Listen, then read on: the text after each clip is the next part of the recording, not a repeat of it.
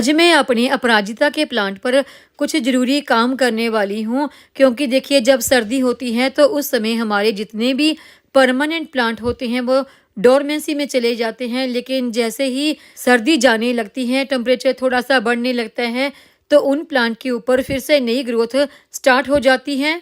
तो उसी समय हमें अपने अपराजिता के प्लांट पर ये काम करने हैं और उसे अच्छी खाद भी देनी है, ताकि हमारा अपराजिता का प्लांट पूरी गर्मियाँ यानी कि मार्च से लेकर अक्टूबर तक फूलों से भरा रहे। तो कौन कौन से ज़रूरी काम हमने इस प्लांट पर करने हैं और कौन सी इसे खाद देनी है, तो आज की हमारी वीडियो इसी के बारे में होने वाली है। नमस्कार दोस्तों, मेरे चैनल पर आप सबका स्वागत है। सर्दियों में हमारा अपराजिता का प्लांट डोरमेंसी में चला जाता है, तो हालत देखिए कुछ ऐसी हो जाती है, कुछ ब्रांच सूखने लग जाती हैं और काफ़ी सारी पत्तियां भी ब्राउन होकर गिर जाती हैं। लेकिन जैसे ही सर्दी जाने लगती है तो अभी देखिए नई ग्रोथ ना इसकी फिर से स्टार्ट होना शुरू हो गई है। तो आज हम अपने अपराजिता के प्लांट के ऊपर कुछ ज़रूरी काम करने वाले हैं। पहला काम तो ये है कि हमने अपने इस प्लांट की पूरी तरह से क्लीनिंग कर देनी है। क्लीनिंग का मतलब है इस प्लांट की साफ सफाई, यानी कि हमने अपने इस प्लांट के ऊपर प्रूनिंग करनी है, क्योंकि जब हम अपने इस प्लांट की प्रूनिंग करेंगे तभी इसके ऊपर नए नए फूल और पत्तियां आएंगी। क्योंकि प्लांट की पुरानी ब्रांच के ऊपर कभी भी कलियां और फूल नहीं आते, वो सब जो प्लांट की नई ब्रांच होती हैं उन्हीं के ऊपर आते हैं। तो अपराजिता के प्लांट पर ज़्यादा से ज़्यादा फूल लेने के लिए आपको भी अपने अपराजिता के प्लांट पर इस तरह से प्रूनिंग कर देनी चाहिए। प्रूनिंग दो तरह की होती है, एक सॉफ्ट प्रूनिंग और दूसरा हार्ड प्रूनिंग। तो आज मैं अपने इस प्लांट के ऊपर हार्ड प्रूनिंग ही करने वाली हूँ। अगर आपका अपराजिता का प्लांट किसी गमले में लगा हुआ है तो आप उस पर हार्ड प्रूनिंग ही करें, क्योंकि ये बेलना बहुत ज़्यादा फैल जाती है। तो गमले में इसे ज़्यादा संभालना, ज़्यादा बहुत लंबाई तक लेके जाना थोड़ा सा मुश्किल होता है। तो इसलिए आप इस समय इस प्लांट के ऊपर हार्ड प्रूनिंग ही करें। पिछले साल मैंने अपने अपराजिता के प्लांट पर हार्ड प्रूनिंग ना करके सॉफ्ट प्रूनिंग की थी, तो ये प्लांट मेरा काफ़ी ज़्यादा फैल गया था। तो ये देखिए साइडों पर ना मैंने इसके 4 स्टिक लगाकर सपोर्ट दी हुई थी इसे। इन स्टिक को मैंने पहले इसलिए नहीं खोला क्योंकि मुझे प्लांट की प्रूनिंग करनी थी, तो इसकी जो ये बेल है ना काफ़ी ज़्यादा फैल जाएगी, तो प्रूनिंग करने में थोड़ा सा मुश्किल होगी। तो इसलिए पहले मैंने इसकी हार्ड प्रूनिंग की। तो अभी मैं सब स्टिक निकाल लेती हूँ। और अगला यानी कि जो दूसरा काम हमने इस प्लांट पे करना है वो करना है इसके गमले की अच्छी तरह से साफ़ सफाई। तो देखिए इसके गमले में कितना ज़्यादा अनवांटेड सा घास फूस उग गया है, इसे अभी हम निकाल देंगे। सर्दियों में मैंने इस प्लांट के साथ बिल्कुल भी छेड़छाड़ नहीं की, क्योंकि सर्दियों में ये प्लांट हमारा डोरमेंसी में होता है, इसलिए काफ़ी समय से इसके गमले की मिट्टी में मैंने कोई भी गुड़ाई नहीं की। तो देखिए कितना सारा घास फूस सा उग आया है। गमले की मिट्टी की हम अच्छी तरह से गुड़ाई कर देंगे और जो कुछ इसमें देखिए सूखे पत्ते हमने डाले हुए थे वो सब सूखे पत्ते भी निकाल देंगे। गुड़ाई करने से गमले की जो मिट्टी है वो थोड़ा सा लूज़ हो जाएगी और प्लांट की रूट तक धूप और एयर दोनों पहुँचेगी और गमले की मिट्टी की जो नमी है इसमें यानी कि मॉइस्चर है वो भी धीरे धीरे से ख़त्म हो जाएगा।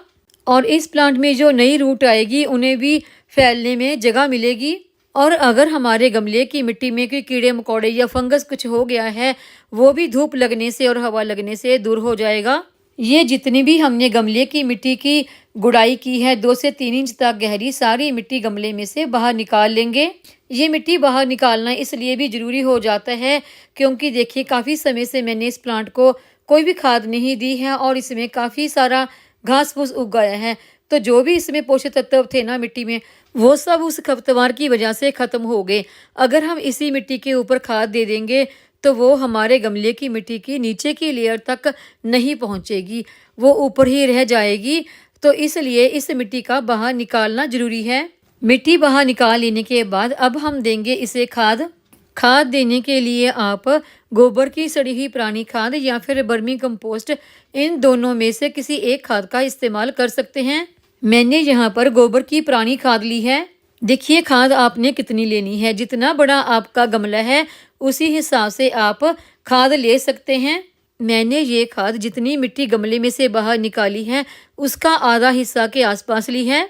गोबर की इस खाद में NPK यानी कि नाइट्रोजन, पोटाशियम, फास्फोरस की भरपूर मात्रा होती है, जिसका पौधों पर इस्तेमाल करने के बाद पौधों की ग्रोथ काफ़ी अच्छी हो जाती है। और पौधों की पत्तियां भी बढ़िया लश ग्रीन बनी रहती हैं। और जो अगली यानी कि दूसरी खाद हमने इसमें इस्तेमाल करने के लिए लेनी है वो लेनी है जिसमें कैल्शियम और फास्फोरस की भरपूर मात्रा हो, क्योंकि इसके इस्तेमाल से जो पौधे पर नई ब्रांच आएंगी वो भी काफ़ी ज़्यादा मजबूत आएंगी और इससे हमारे पौधों की ब्रांच भी काफ़ी ज़्यादा मजबूत बनती हैं और हमारे पौधों की जो रूट हैं वो भी काफ़ी ज़्यादा मजबूत होती हैं।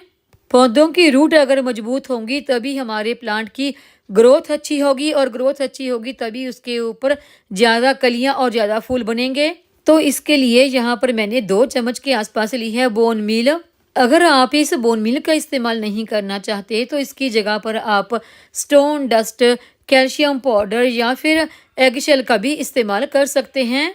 और अगली यानी कि तीसरी खाद जो हमने इसमें इस्तेमाल करनी है वो करनी है फंगीसाइड। आप किसी भी फंगीसाइड का यहाँ पर इस्तेमाल कर सकते हैं। फंगीसाइड का यहाँ पर इस्तेमाल करना इसलिए भी ज़रूरी हो जाता है क्योंकि सर्दियों में गमले की मिट्टी में लगातार मॉइस्चर बना रहता है, तो उस वजह से हमारे गमले की मिट्टी में कोई कीट वगैरह या फंगस वगैरह लग जाता है। अगर गमले की मिट्टी में फंगस लग जाती है तो हमारा प्लांट अच्छी ग्रोथ नहीं कर पाता और धीरे धीरे हमारा प्लांट ख़त्म भी हो जाता है। फंगीसाइड का यहाँ पर मैंने 1 चम्मच इस्तेमाल किया है।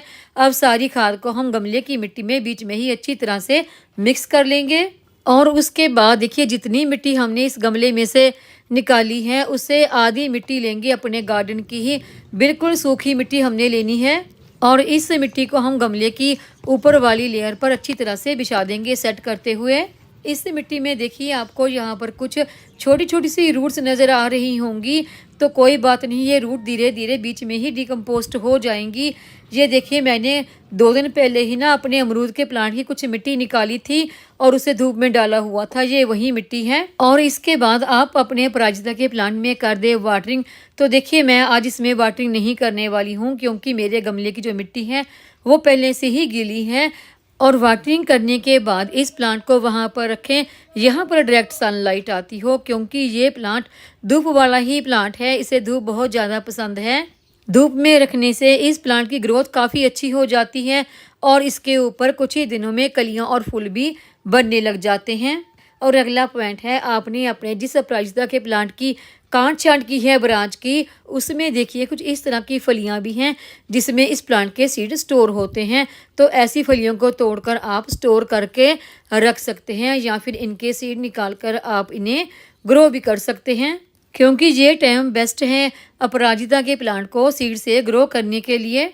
अगर आपने अभी तक अपने अपराजिता के प्लांट पर काट छांट नहीं की है तो अभी कर लें और मेरी बताई हुई जो फर्टिलाइज़र हैं वो दे देते हैं, तो तकरीबन 10 दिन में ही आपके प्लांट की ग्रोथ भी अच्छी हो जाएगी और आपके प्लांट पर कलियां भी आने लगेंगी। और देखिए जैसे ही टेम्परेचर 25-26 डिग्री के पास जाने लगता है तो प्लांट के ऊपर फिर से नई अच्छी ग्रोथ शुरू हो जाती है, यानी फरवरी लास्ट या फिर मार्च में इस प्लांट के ऊपर बहुत अच्छी नई ग्रोथ शुरू होने लगती है। उम्मीद है आपको ये आज की जानकारी की वीडियो पसंद आई होगी। वीडियो पसंद आई हो तो वीडियो को लाइक, सब्सक्राइब, शेयर और कमेंट जरूर करें। बेल आइकन को दबाएं ताकि मेरी आने वाली नई वीडियो का नोटिफिकेशन आपको मिल सके।